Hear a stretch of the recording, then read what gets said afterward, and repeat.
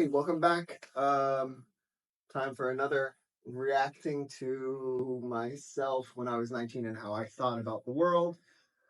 Today's topic is men and women. This is my, I think, third or fourth most popular video by click rate. I don't know how I'm going to feel about this one. I am very curious about what my perspective back then was versus now. I would say, without even getting into it, one of my major differences is realizing that gender roles and the statement men and women are not equivalent, just in general. And I'll probably end up getting more into that later on in the video. Men and women. Let's not lie to ourselves. Men and women are different, not just physically, emotionally, mentally, in how they argue, love, lie, and stay silent. But different doesn't mean better or worse. I still agree with that. Just because things are different doesn't mean it's better or worse. I think that's where uh, you see a lot of this toxic stuff online, where people are basically trying to pit men and women against each other, or it doesn't really matter, be it race or culture or creed or ethnicity or any of that. I feel like, especially though with this one, because it's a tale as old as time, that trying to force that conflict is only negative for society, and that one of the main things we need to do as a species is to kind of just accept our differences as long as those differences do not negatively impact not just the other, but even ourselves. It just means different. And those differences, that's where all the trouble starts. I agree. Men are like little boys with bank accounts. They want what they want when they want it, and they don't want to share. Give them a toy store, and they'll stand there confused for hours. Then grab the one thing they already had just to feel safe. Okay. Um, I would say, yeah, for the most part, this is really true. If you search on YouTube or TikTok or whatever for the influencers, the female influencers who talk about men in a positive way, this is a very common theme. And a lot of times they will try to advise women that if you find a man who is like that, where he is focused on wanting to have a good, healthy relationship with you, and he has a good, healthy hobby, even if it's not something you are interested in, you should be grateful for him being that way, because it is better than being with a man who has negative hobbies or doesn't want to choose you at the end of the day every day. Because I think that's really what that statement was implying about going to a toy store and looking around and everything, but still at the end of the day, just choosing what they're comfortable with.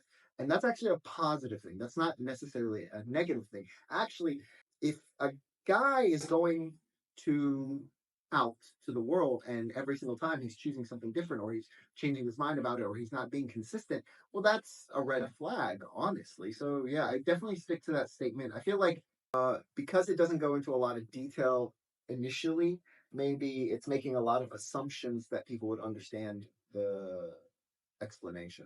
Men have two brains. Yes. You know which two. Yes. And when the one in their pants takes control, the other in their head shuts off like a power outage. This statement is so true that it is literally a line in so many jokes throughout history. It's not anything new. I don't think I was making a profound statement whatsoever. Most men will never say it out loud, but they crave respect more than love. They can.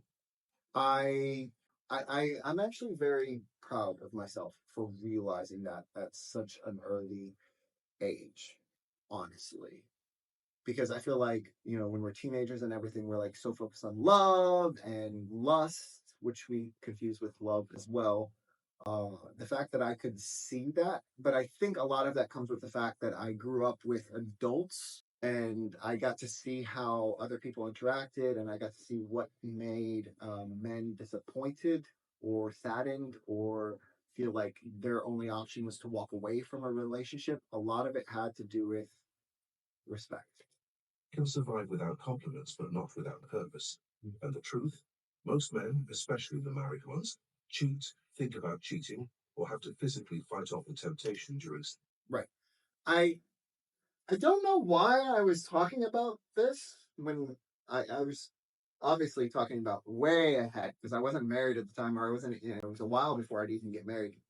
So the fact that I was even thinking that much ahead makes me quite proud of myself. It does resonate with me. Um, in a sense, I feel like the past, the younger me is actually talking to me. And this is one of those things, again, I feel like a lot of women take it out of context. Well, all men are dogs. The temptation is there, right? But the point is, have you created a warm, healthy, respectful environment where uh, that thought, right? Because unless we're going to go into thought crimes, that thought should always lead back to uh, coming back home, right? Now, if somebody takes action, that's a different issue. I feel like then there's a lot to unpack in that relationship. There's a lot to unpack of why that happened or where that's going, and we're not getting into that. We're talking about the daily processes that happen, and I do I do think it is more common with certain years, but I don't 100% agree with that statement because I've met guys from all the different aspects of life, and people try to use the midlife crisis thing as an excuse for why they did the way or did what they did. That's not necessarily true. I think it's one of those things where you just got to a point where you were just fed up and it was your breaking point. Sometimes that breaking point for people hits around 40, some people 45, some people 50. And another thing, I don't necessarily think it's fair to make it gender specific. I do think it matters more on the role in the relationship because I've also seen this type of behavior in lesbian and gay relationships, which to me said, and it's usually from the person who would play what you would call the traditional male role, where they are the sole household income, or they are the dominant household income and the dominant responsible for making sure things follow through and that the family unit stays together and all this other stuff. So I think what it happens is it's not necessarily about what age you are, but what stage in life you are. 7 years, usually when their body starts slowing down, their career plateaus, and a younger woman says, "You're kind of cute." But here's the thing, calling it out doesn't help. It often pushes it closer to happening. Men don't need excuses, they need standards. Hold them accountable, but don't drag them to the ground for being you. That's interesting. I agree.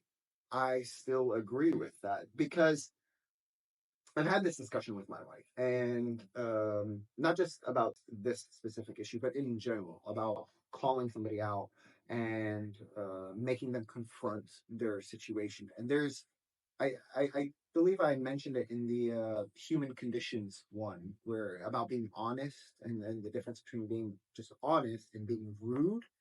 And I agree that you should, when you see something happening, you should say something, but how you say it is very detrimental. One is accusatory, while the other is a question. An example off the top of my head would be, is there a reason you and this person are spending more time together outside of work in comparison to, there has to be something behind why you guys are spending time at work. What is it?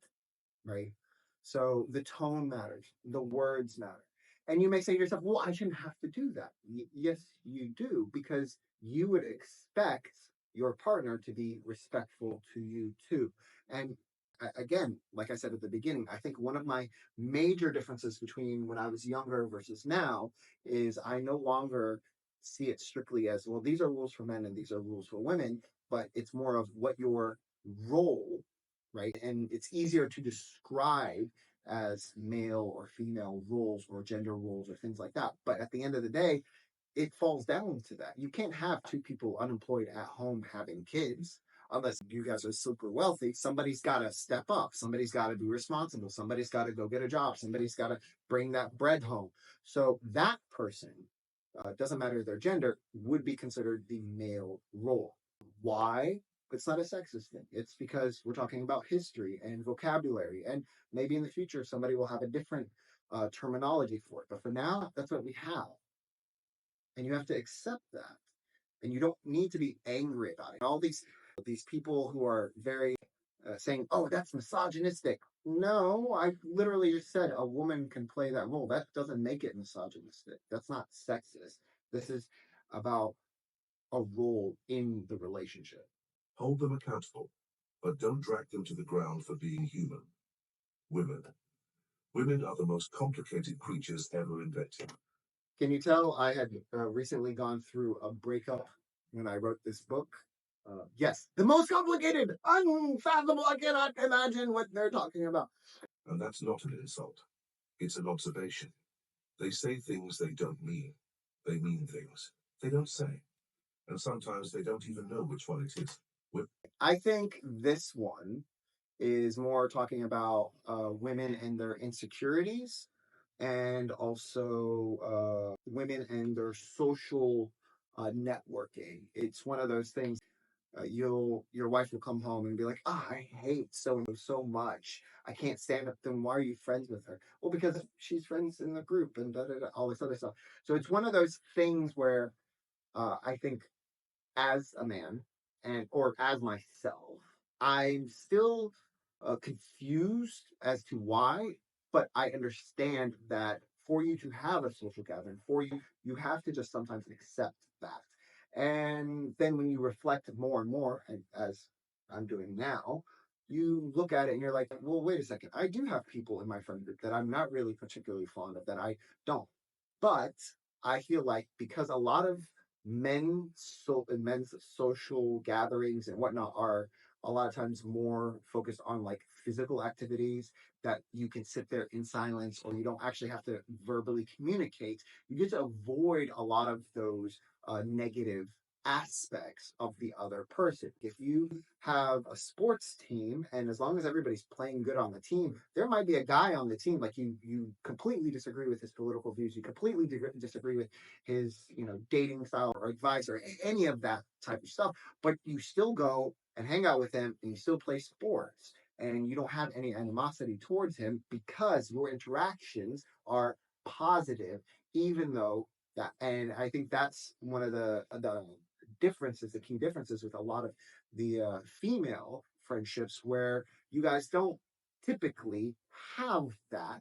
And the reason I feel confident in saying that statement is because I do know girls who play, or women who play rugby, or who go to dance class or whatnot. So where it's really your interaction is physical activity, little verbal communication.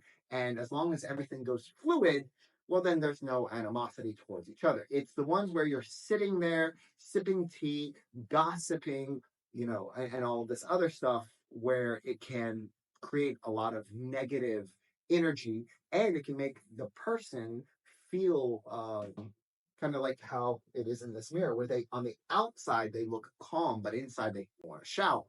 And again, I'm very confident in saying this now because I have had this with guys who I spent too much, especially work colleagues, right, who are male, who we don't have any physical activities, where most of our interactions are verbal and communicative. And it's just kind of like calm on the outside and hate this person on the inside. So I don't think, again, it's very gender specific. They mean things they don't say. And sometimes they don't even know which one it is. Women have their own language, and if you don't speak it, good luck trying to win an argument or fix a fight you didn't even know started. Again, I have a very different insight to that now. Um, it's thanks to my sister, actually. I believe my perspective on that had to do with me not having certain skills at the time and knowing how to interact with them. But and even through teaching and being in the classroom and seeing how kids interact with each other, it's made me come to a realization of, okay, do you need me to listen? Do you need me to take action, or do you need me to take it out of your control? Right. And knowing which one it is before the conversation even starts clarifies and simplifies a lot of it, as long as the other person is genuinely honest with it. So I've had students who, like, I had a little girl come up to me once and she's like, "Mr. Malik," I was like, wait, stop. Are you coming to me because you want me to listen? Are you coming to me because you want me to take action? Or are you coming to me because you want me to take over the situation? And she stood there for a second. She's thinking, she's like, I just want you to listen. And I was like, well, okay, I don't have time to listen now, but I don't mind if during the lunch break we can talk about it. Right. And that's, yeah. While I had another interaction with a boy and he comes up to me and I was like, oh, before you start, do you want me to listen? Do you want me to take action?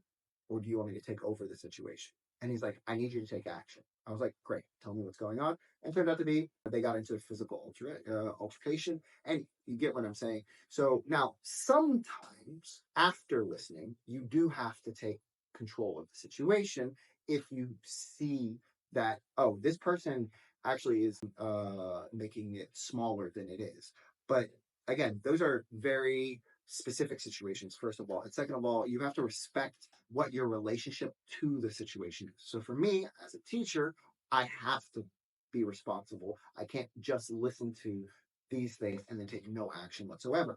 While maybe in a personal relationship or an adult relationship, you have to respect the other person unless there is a safety concern, right?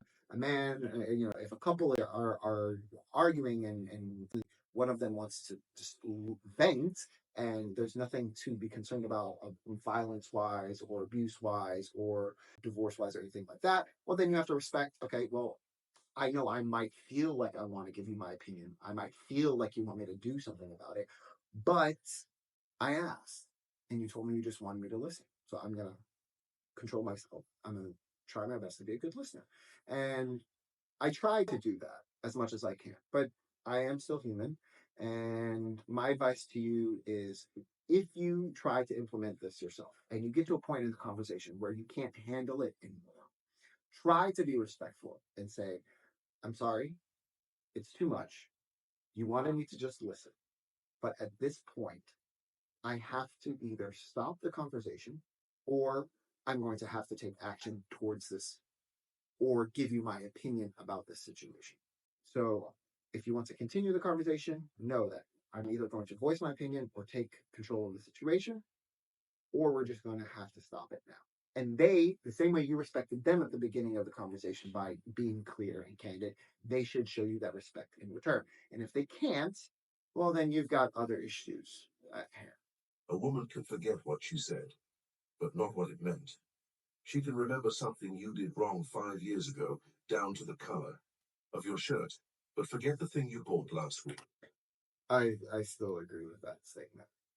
Um, Especially if the thing that happened 5 years ago won her an argument. She wants you to read between the lines, but doesn't want to tell you what the lines are. But women aren't irrational, they're emotional. There's a difference. Emotions come from care, from wanting to be seen, heard, and not dismissed. You think she's nagging, she's asking you to care. You think she's cold, she's tired of repeating herself. And yes, some women cheat too. Well, before we get into that, so I think this is a very good observation about myself from back then. I do believe that there is there are certain things that women can do just because of how society is ran that men cannot do, and one of them is stonewalling. I genuinely believe that women are capable of stonewalling or just blocking a conversation or blocking a person, and it is socially acceptable without me digging more into it. There is a joke I want to say though. So there's a woman and she saw this guy. He's got this really cute kid, and she goes up to him and she's like, "Oh, is that your kid?" And he's like, "No, that's my nephew." And he's like, "Oh, he's so cute. He's so precious. Hold on to him till he's 18, okay? I'm coming for you." Right? Great. That's fine. It's cute. It's funny. We all laugh about it. Whatever. Now, if a man had done something like that, completely unacceptable. And I'm not justifying it. I'm not saying that it should be acceptable.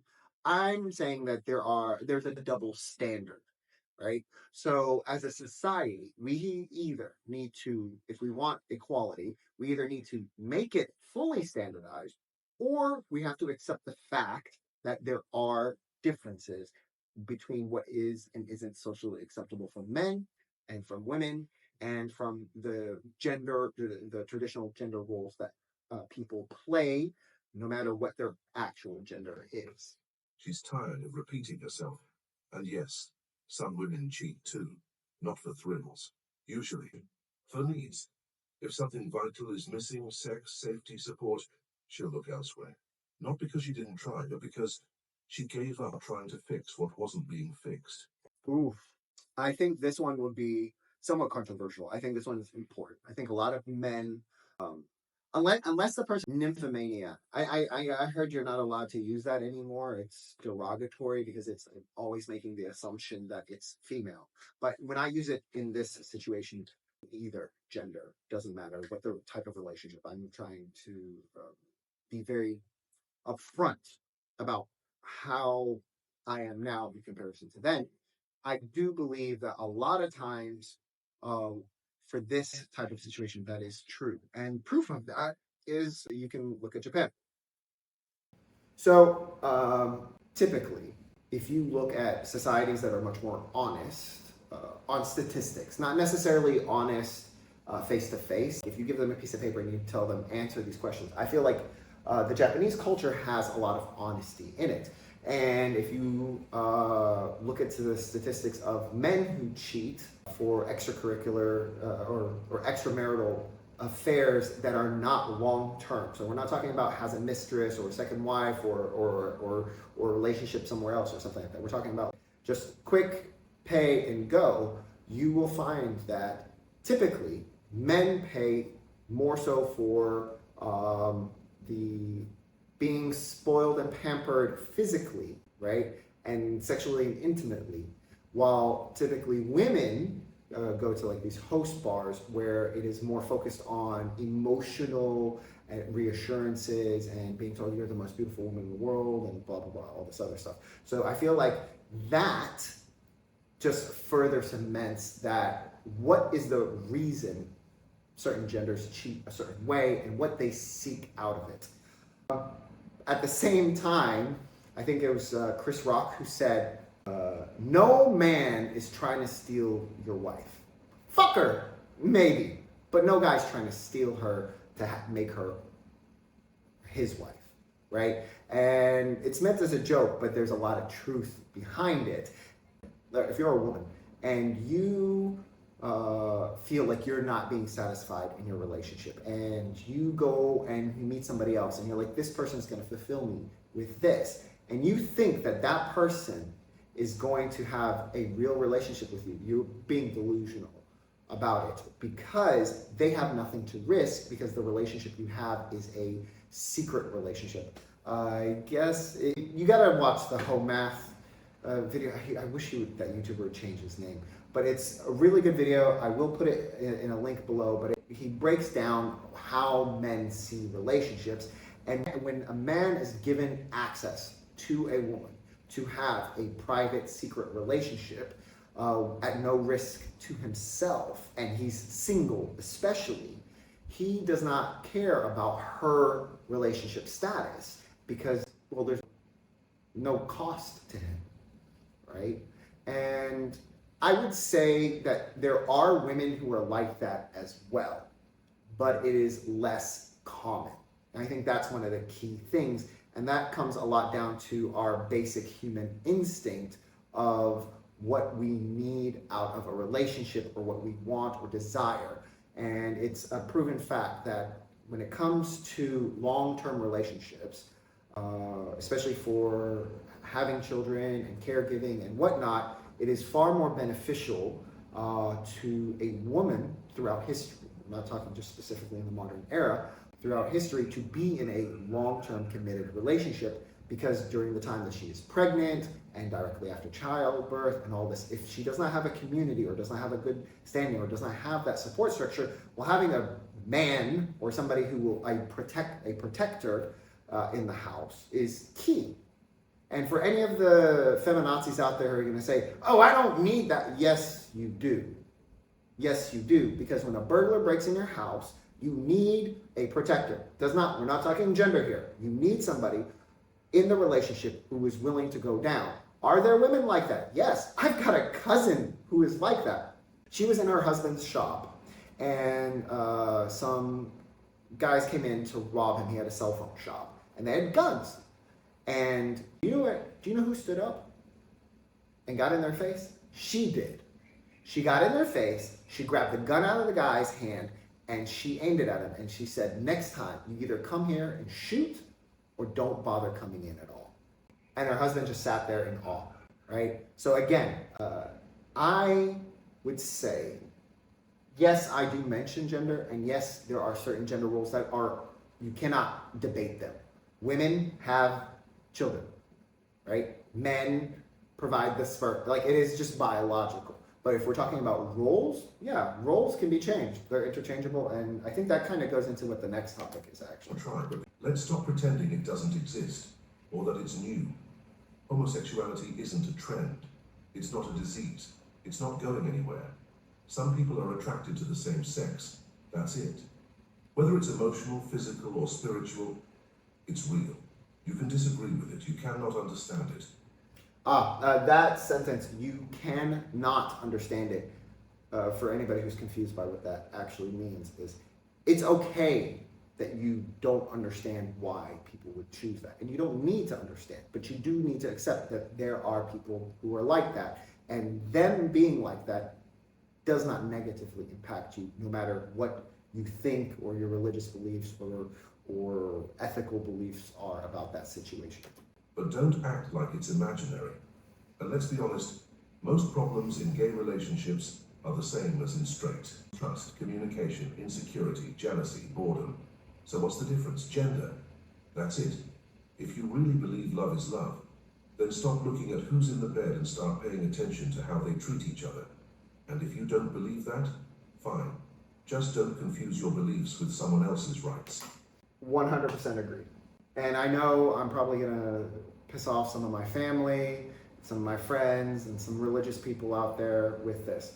I don't care. I would rather you be honest, and I think I mentioned this in one of the other videos. I'd rather you be in an honest relationship, in a committed relationship with somebody, than to lie and behave as if you are attracted to the opposite sex just to please your friends and family, only to have secret extramarital affairs, right?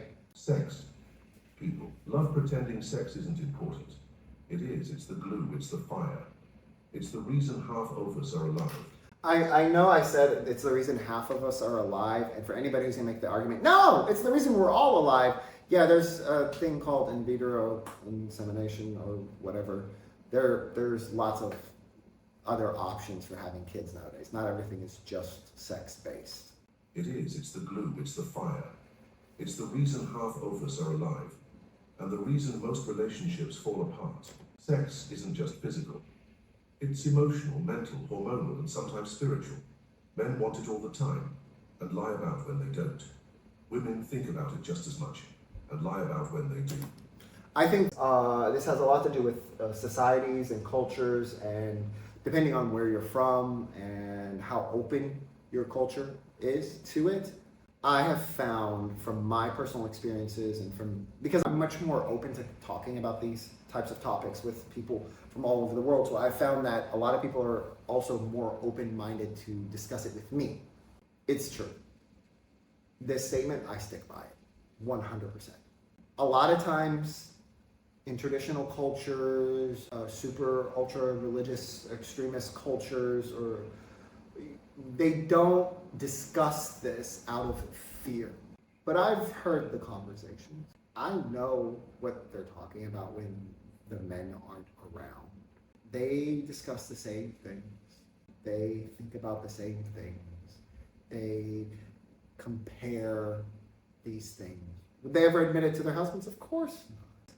It's not our faith. We would never, ever, oh my God, as they say in Arabic, I would never, but they do.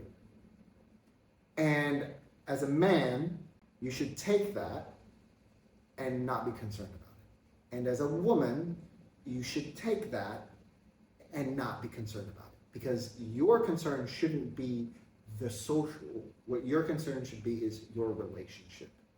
And if you can't do that, then you have issues internally that you need to resolve yourself. Sex with love hits different. Sex without love can still be good, but there's always a cost. People cheat for 1,000 reasons, but most of them come back to sex. I think that statement right here, People cheat for 1,000 reasons, but most of them come back to sex. that statement ties into what I was saying before, that sex is not just the actual act, but it is the act of intimacy, right? Typically, a woman will not let a man sleep with her unless she feels some type of connection.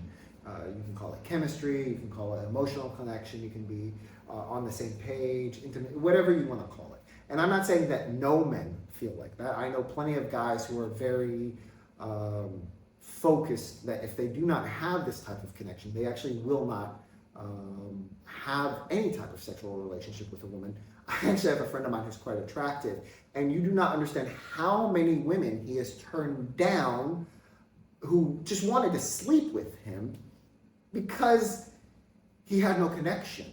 And he's even told me this in the past. He calls me a slut. He calls me a man whore because he's like, but I thought you don't like her like that. And I was like, I don't, but I was horny. And this was back in my 20s, right? And I'm like, and he's like, oh, I couldn't do that. And he's not full of it. He was being genuine that he could not do that. You do not know me when I was younger. I was almost the perfect wingman because I took one for the team more times than I probably should have. At the same time, I expected, for the other guys in the group to reciprocate, and this is kind of how my 20s were. Point being, sex to any relationship is always key. The full aspect of it. I think I'm using it in a general term the same way you would use the word love is key for a relationship. All of the aspects of it. Not always the act, but the attention, the spark, Right. the feeling of being wanted. If your partner isn't getting that from you, someone else is waiting to offer it. Let's stop being shocked by sex, it's everywhere. Let's be shocked by how little we actually talk about it honestly. If your relationship can't survive a real conversation about sex, it won't survive much else either. I agree. Marriage isn't about love. It's about understanding. Love gets you to the altar. Understanding keeps you from strangling each other afterward. I have heard this, and I know that this is not an original idea from when I was 19. I've heard that from people who had been married for decades. Because all relationships have ups and downs. Not just marriage. All relationships have ups and downs. And so there has to be something there that gets you through those difficult times. And the difficult times doesn't mean that there's even conflict. Maybe you just didn't get enough sleep, or maybe you're hangry, or maybe whatever the situation is. So I still agree with this. Marriage is security, stability, shared life, shared fights, shared silence, shared dreams. Even when they change, you don't have to like your spouse every day, but you do have to choose them every day. Marriage is about knowing what you need and choosing someone who can give it without becoming someone else. I think this last statement, About knowing what you need and choosing someone who can give it without becoming someone else. I think it's interesting that I said that. I think it's difficult to cement that type of statement for one's life unless you don't change anything.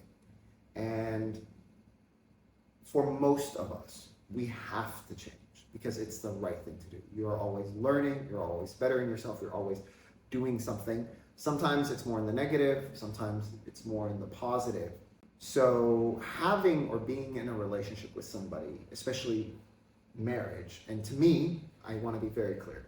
To me, marriage has a singular purpose: to have children, or to create the environment that if children are brought into that environment, they will have a healthy upbringing. Because outside of that, there is not a net benefit for either party. If two people are together and they cannot provide that, then that means it's most likely a toxic environment. It's the reason I didn't have kids until recently. And when I say recently, I mean about almost 4 years ago.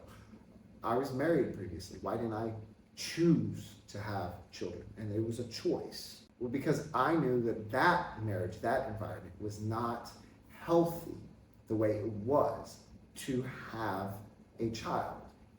Not just the process of pregnancy and childbirth, even to adopt a child, even to have a child in the home for a long period of time, because you have to have a certain environment, you have to have certain things that are stable and structured in place for the mental health and well-being of the child.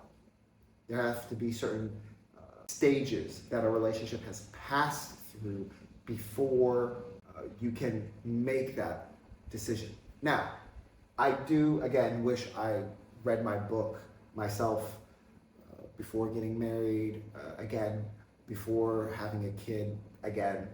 But I can now look and say, well, you know what? I was quite insightful, and I did have a lot of realistic expectations from what a partnership is. Some people stay married because of love. Some stay because of fear. Some stay because their life is cheaper together. Whatever your reason, just make sure you're not giving your life to someone you can't even talk to. I agree with that statement still. And when I say this, I don't mean like the short term, you guys are just, you need a break to breathe. And when I say break, I'm not talking about somebody going and spending a night at their ex-boyfriend's house. Okay? That's not a break. That's a breakup. And for the people out there who justify that, screw you. I'm talking about the consistent long term, because I have seen it. I have seen certain couples where they live together just for the fact of, you know, the facade of a marriage. But everyone in their life knows that, and they don't communicate, they don't participate. And I'm not talking about like you're in one part of the house and your partner's in another part of the house and you're doing positive things. I believe in this situation where you're avoiding each other, avoiding communication, avoiding talking. That's not healthy. That's extremely toxic. And you need to reassess and be willing to work towards some type of outcome, no matter what that outcome is. Love fades, looks fade, sex slows down. But if the respect and communication stay, the marriage will too, and if not, then you're just roommates with a legal contract and shared bills.